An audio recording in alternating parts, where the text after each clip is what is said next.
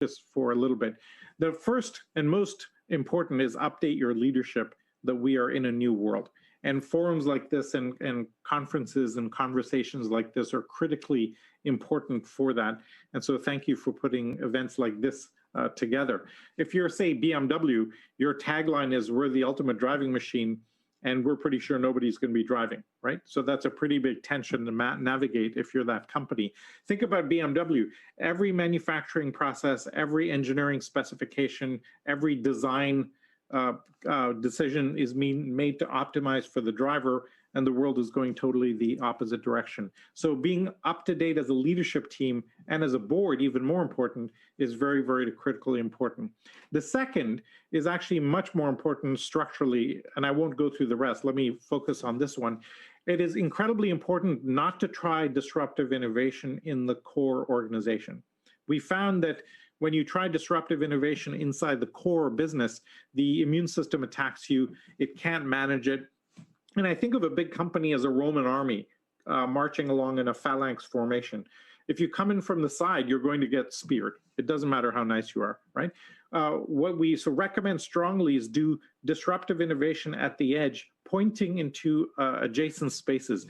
Larry Page from Google came to me a few years ago and said, "Look, your unit at Yahoo is very successful. Should I do that at Google?"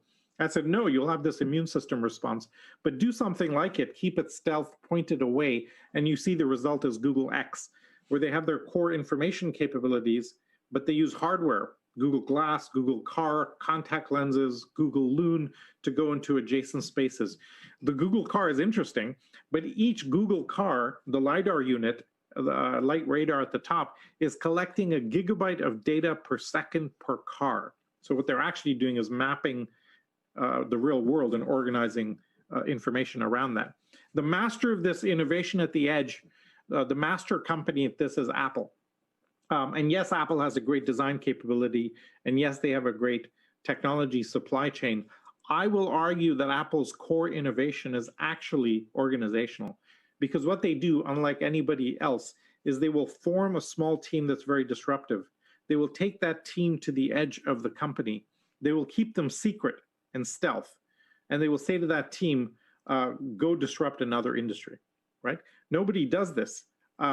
In fact, nobody's even noticed that this is what they do. So there's literally no limit to the market cap of Apple. They can just keep disrupting industry after industry in this model. And so that's obviously the recommendation we have going forward.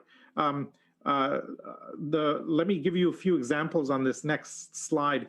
I mentioned Yahoo and the difficulty there. Nestle is a great success story.